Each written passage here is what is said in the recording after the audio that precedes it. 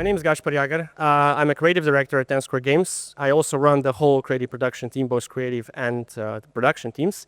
And I've been doing user acquisition for about 9 years now, so I've been around for a while.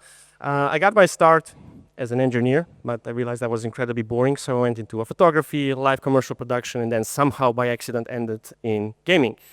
And I've been doing user acquisition for a very long time, very hands-on, and now mostly as setting the strategy and running the team.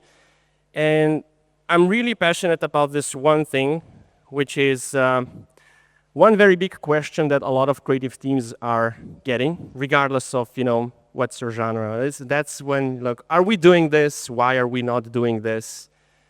This seems to be working for them. In my case, it's normally Kenji and Voodoo, or Supercell or Plarium or anybody else, like all the big dogs. What are we talking about? Ads from competitors, some trends, and why are we generally discussing this with our teams? Well, because we all want great performing ads, right? It's the bread and butter. We need to have it. And if it works for a competitor, let's not reinvent the wheel. Let's use it. Let's use the budget that the competitors are putting into user acquisition, ride the algorithm wave, and then just use their history learnings by making our stuff similar or the same, thus making it cheaper for us. And then it will work for us as well as it's working for Supercell. That's the logic, right? And the thing is, the logic is sound in terms of you riding the algorithm somebody else is paying for. I'll come to that in a later slide. But is it something that you want to invest your time in making that happen, yes or no, right? Generally, yes, but you need to be a little bit selective. Why? Because as creatives, as people who are actually running creatives and tracking performance, we play what I call the dual game.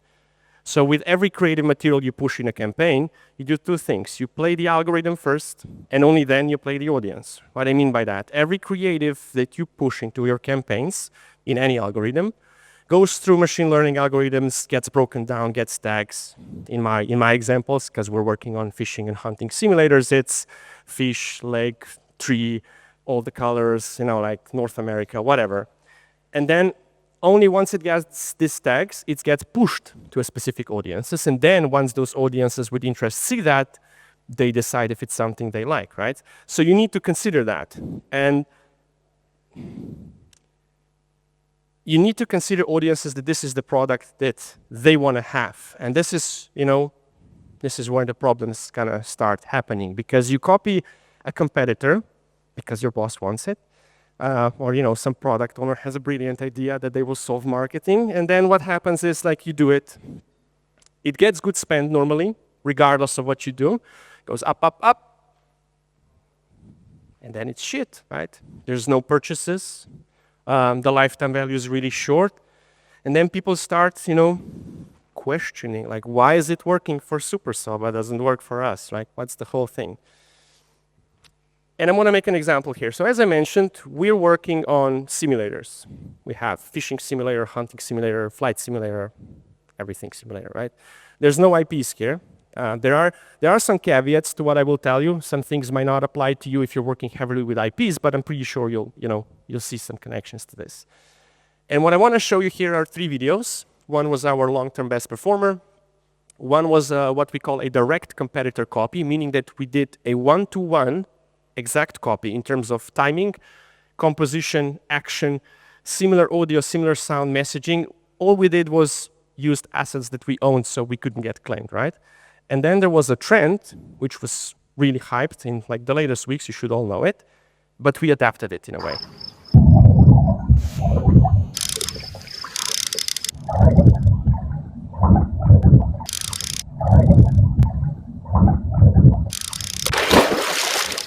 And I'm not going to go through the whole thing, but, just keep watching.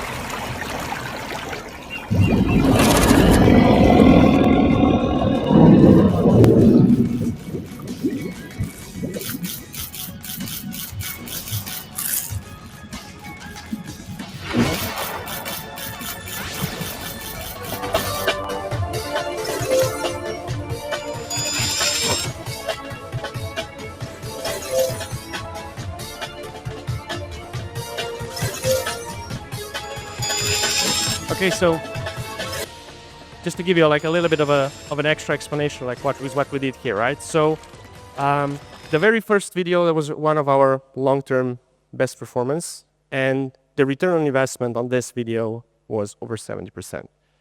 The middle video is a direct copy of Fishdom, which is a game you maybe know. It's like little fish, you know, doing casual stuff, match 3 eating everything. It's really cute. And then this last one was, hey, this is really trendy. Can we do something with it? So what we did was that, okay, but let's adapt it. Let's not do what exactly the thing that's trending normally with the zombies and stuff, but let's adapt it to what we do. So what we did was we added boats, we added anglers, we added different fish, and we actually added leveling up of those boats. So in a way, there was a correlation to what the game actually offers. There were elements that were similar, and we were just using the algorithm part to boost it. And then when people clicked on that and got a fishing game, they were like, okay, you know, there's angling, there's boats, there's fish, there's, you know, leveling up, there's something correlated. But as you can see, like, the difference in percentages were huge. Why? Because of what I like to call the UA equation, right? And we just had this discussion earlier, so I'm really happy that I can continue talking about this, right? In the olden days, not so long ago, but in the older days, CPI was king. All it mattered was just like how cheaply you can get that installed, and then that was the marketing cost. Great. Today, though, at least especially for us, and like based on how we monetize in the game, it's the whole cycle. It's the UA campaign, then it's the App Store, and then is the game experience, meaning that if you see, grab attention, and then we show you the product, you like it, you install it, you play, and then you spend, this is where we see the money, right? So based on ROAS, based on how much people actually pay in the game, we optimize our creative campaigns, and based on that, we say this ad is working versus that ad is working. And this is really important, because what we did with those videos that didn't work was we played the algorithm, but we failed at playing the audience because we were showing a product that they didn't care about. So we did the brilliant idea somebody had, right? We will write the algorithm, it works for them. What we were basically doing was giving them money because, you know, there was an injection of money into their campaign, and their ads probably worked even better because of that, only that their players stayed in the game and, you know, ours dropped immediately. This is Fishdom, and this is Fishing Clash. So you saw the ad in the middle, right? It was little fish eating big fish and eating a bunch of other stuff. What we had was a little bit of a different visual style because of the assets. But if you saw that and you got this, kind of makes sense, right? So you saw the same thing. Whereas if you see a Fishing Clash, you go like, oh, that's not exactly what I was looking at, right? So a very small percentage of people actually stayed and converted. And if you do, that's the whole point, right? If you do copy trends, sometimes it makes sense, especially depending on the niche you're in, because you're riding what everybody else is already paying into. So you're kind of riding the wave for as long as you can. But if you don't make it relevant, you're wasting money, you're wasting your resources, where you could be doing something else. And worst of all, you're basically funding your competitors. And that's a term I want you all to remember, because that works really well with executives. It's like, if we do this, we were enabling our competitors to run cheaper campaigns, meaning they'll be even stronger with what we do. So the thing is, when I showed you like the longest performing video, right? That wasn't a trend, and it wasn't a competitor, because at least for the time being, maybe not for long, we kind of own the fishing niche of simulators on mobile. So there's nobody really that runs campaigns on the level that we run them. So there's nobody for us to copy exactly in this niche, right? So it wasn't a competitor, and it wasn't a trend.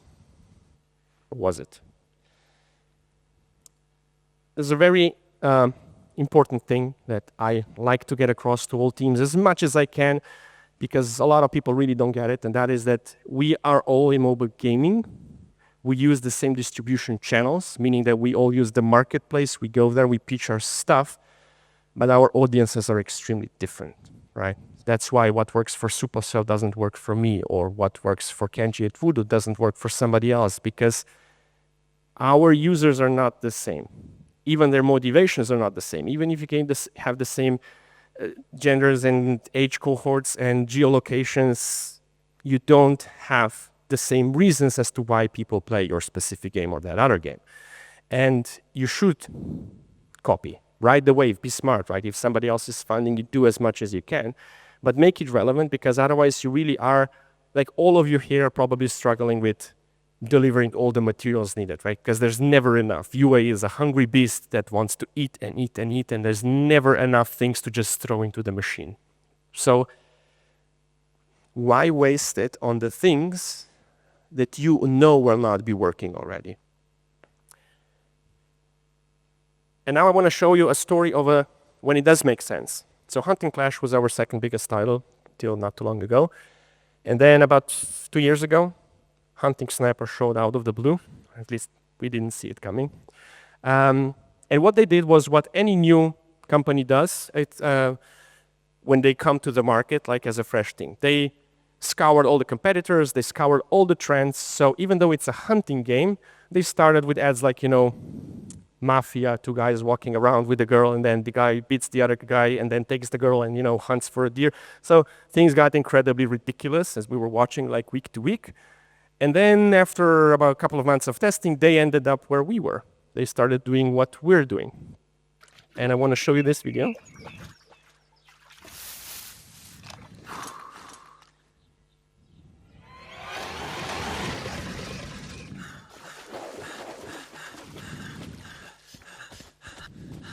Welcome to Hunting Clash, the ultimate hunting. So this is roughly when it started. We made a video, and we run 99% of our creative production is custom 3D, right? The reasons for that I'll come to later. But we use very little actual gameplay in our promotional materials. And when that video worked for us in testing, Hunting Sniper came out with this.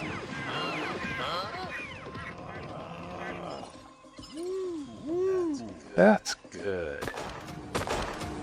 Yeah, sorry about that. Like if you're, it's a hunting game, so give me a bit. And then what we did was this. So we came up with a concept. They saw it was working for us. It was working really well. They took it, they changed it just slightly while keeping the essence pure, going with the visual style we were, but they added like some sounds and this little bit more of a cheeky nature that they had, because the brand is a little bit more casual than ours, which is more hardcore. And then we remade theirs with our assets, and we added some stuff. And, it's an ongoing thing. So they do it, and we do it, and they do it, and we do it. And it works. It works for them. It works for us. And our performance of our videos that look like this actually picked up significantly, because we were throwing money into it, and they were throwing money into it. So we were, feeding off each other. Performance was going up. With the slight exception that they monetize a little bit differently than we do, meaning that their marketing budgets were a little bit different than ours, which is why overall performance was at the end better for them, sadly, than it was for us. But still, my point is, they came to the market, they took all the trends and all the competitors, and they ended up doing what we were doing, because that was the only thing that was really relevant also for their audiences. And this is like a very big point that I'm trying to make here is, you need to understand who your audience is. You can't just say we're a casual game, like we target everybody. That's really not true, right? And at fishing game, maybe for us it's a little bit different, because our audience is extremely niche. So our biggest players are 45, 50 plus white males from Western countries. And in practice, what does that mean? They don't have TikTok. They don't browse social media. Maybe somebody has Facebook, right? But most importantly is like, think of your parents' generation. Their quality standards for what is good advertisement comes from television, not from TikTok. Like, try showing your dad an ad, the trending ad promo for, I don't know, a skincare product, and you'll get shut down immediately, right? Like if you show them a commercial for a BMW, they're already starting the car and going to the dealership's office, because it's a different way that they're being used to. And we realized that because we have this audience, we need to advertise differently. So when I joined 10 Square Games, I came from Outfit 7, I was working with Luca over there, and every single thing I learned like about what works in casual creatives failed horribly. So like my first couple of months were, I don't get it. Like, we know all the trendy stuff that's been working, and now everything flops. And that's when we started realizing that we need to take our audiences completely different, right? It's a completely different thing. And this was even more affirmed when we started working with a couple of externals, and then we got, for example, this.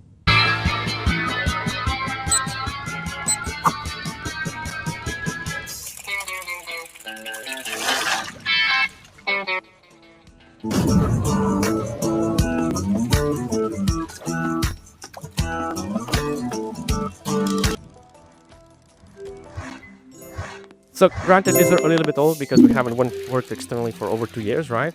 But most of you will remember this mom versus dad thing, you know, husband versus wife, you know, that was a really trendy thing. Everybody was doing that. So when we hired some people for them to show us what they would do, because the benefit was they were working with other companies as well, what would you do if you were marketing our game? And this is what we got. And none of this made it through testing. Instead of what was working for us was this. Whoop. Can you just click it? Yeah. And I want now some audience participation at this point. What's the one biggest difference that you can give me between this video and the previous 3 ones? Sorry? Motivation? Anything else? Somebody said it here. That's the biggest difference. No music. All of you know, for years and years we've been hearing ads need to be pumped, they need to be fast, they need to be chaotic, there needs to be pumping music and everything. What works for us is this. Slow shots. Our longest, historically best performing video that was on top for 2.5 years was 9 seconds of one guy just doing this. Just watching. And there were like 2 fish going in a circle, just watching. Ultimate fishing game. At the highest retention rate on Facebook ever, you know, Facebook is like, you know, 1 pixel and it's a view, and they were just going through the motion and everything was great. That video had on average view time over 9 seconds on Facebook, and that was like 3 years ago. So that was amazing. Why? One is, yes, motivation. So our games are, you know, anti-anxiety. People watch them to chill and relax and all that. But most importantly is because our audiences react to this. It's a different thing that they're expecting. They're expecting some sort of narrative. They're expecting a different thing from advertisement that what the generally mobile gaming market provides. It's not a Gen Z thing. It's not a Fortnite audience. It's our dads, granddads. And furthermore, what this kind of gives you, as somebody mentioned, motivation, that's the whole thing. And we've heard that before on the speech, Sky was talking about it, and it was incredibly great. You need to aim at the motivational angle. Why do people play fishing and hunting? Because they love doing this thing in real life. So what we do is we don't advertise this as a game, or this is, you know, as good as the real thing, but we are really honest in saying we know this is not as good as the real thing. But when you're stuck at work, when you live in a city, when you can't get out there, it's the second best thing that you can do. And when people see this, it takes them back from when they were actually sitting outside having a really good time instead of being in the office answering calls and stuff. So their emotional connection to this activity is extremely positive, which is why this video had such a high ROAS. Because we were really tapping into what people wanted, which was escape into something they've been doing. Most of our top paying players are actual professional anglers in American leagues. They do this all the time. And yet when they go to a car and being driven to another lake location, they play Fishing Clash in between. It's fathomable, but we all have that one little sickness, you know, that we love doing, and we do that obsessively, and this is just for those people. And that kind of brings me to the audience again. You need to know who your audiences are. It's a little bit easier for me, right? It's because of the way we monetize our game. We have a lot of VIP players. We have a VIP team. That team talks directly to our best players. We can push them service. They are really happy to contribute.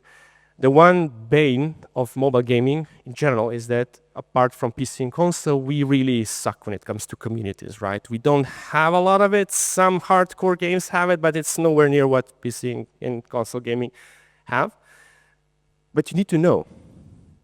Because I'll give you an example. There was an example on a conference 2 years ago, or 1 year ago, and somebody mentioned June's Journey. It's a mobile game where the audiences are 55 females, right? And the reason why they play, why the community is so engaged, is because they've targeted that specifically for women who are older, who are either divorced, their husbands died, they don't have a community, and they formed communities within that game. And then they took that aspect and took it to huge lengths. And I'm not going to go about that because it's not about them, but the point is they advertised it to a specific group.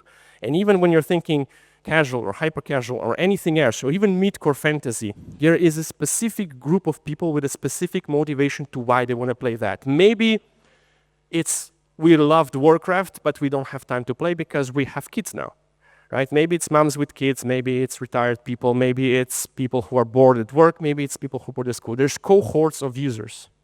And you need to take a look at your audience as a portfolio. One is working for you because you got lucky, you strike the right one, and now you're pushing everything into that. But what if that chicken stops making eggs? What have you got left? Nothing, right? So you need to invest also in others. And what we did was we asked people, what do you do? What kind of TV shows do you watch? What kind of activities do you do? And our trending video, the one that's been performing, was based on trending fishing TV shows on Discovery Channel in the US. I've never heard another mobile game talk about documentary TV shows in US for senior people, right? And stuff like that. We really went into depths and like explored how older generation records their activities and sends them to their friends. How does your dad send, right? You go here and you say, hey guys, I'm at a conference, we're having a great time, sorry about that. Whereas dads normally do this. It's all one shot, it's all shaky, they don't know how to pause, they don't edit, and then they just email that to a friend. So we wanted to do exactly the same experience in advertisement because dads don't have social media, but their kids do, right? And then when you see something that you go, Dad, you would like this is how you record yourself when you go fishing. And then he goes like, and then he emails a couple of his friends and voila, you have 5 new players. So you need to think beyond. We're not just mobile gaming, right? We're something else. Pop-up service, some of you can do that. I put the legal claim on some in-game prizes, but people who are involved in your games, they want to be heard. They really want to give you stuff. And all of you here can put up a pop-up survey, who you are, like a little bit of an in-game reward and get 50K answers, and that will give you personas. That will give you a starting point of where to go. But we come to another big bane in gaming, which is, sorry for anybody who's going to be from that team, but product tends to think they're the holy grail and everybody else just needs to serve at their feet, right? So whenever you come up with an idea like this, you get either, we're too busy, or we can't do that, even though they could do that. Or like, this is not just where our focus is right now, we want to, do live ops or something else. Like, you'll just figure it out. It's just ads, nobody gives a fuck, right? So what do you do in that situation? You test personas through UA testing. You're already burning through a bunch of ads that don't work anyways, right? So you roughly know your age group, you roughly know what they like to do. So what you do is, I'll play all of them, it'll be easier. You play different angles and then you see reactions. So we know cohort is people who love fishing, in my case. We know how old they are. We know that they want, what kind of like edits they want, slow, less music, or even no music. So what we did here was just the very left one, pure fishing experience. You're just outdoors, you don't do anything. It's boring, but that's what you love. That's why you go fishing, right? Because you're just sitting there for 8 hours. Let me see if I can replay it.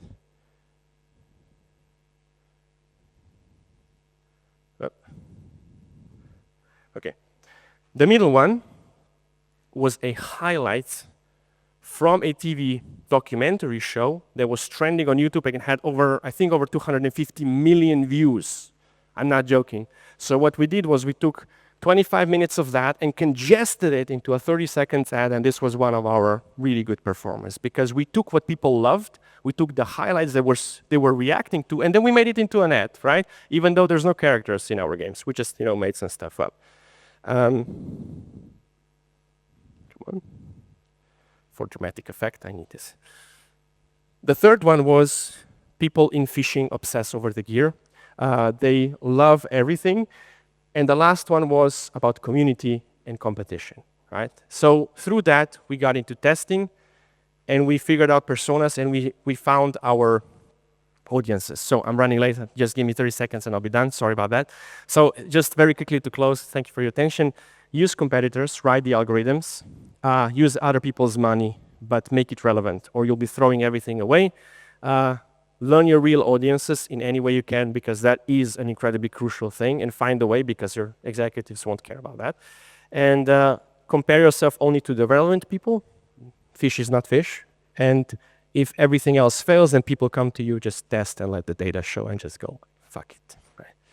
Thank you. Sorry for being late. I'll be around for questions if you have any afterwards. So sorry. Thanks so much, Gašper.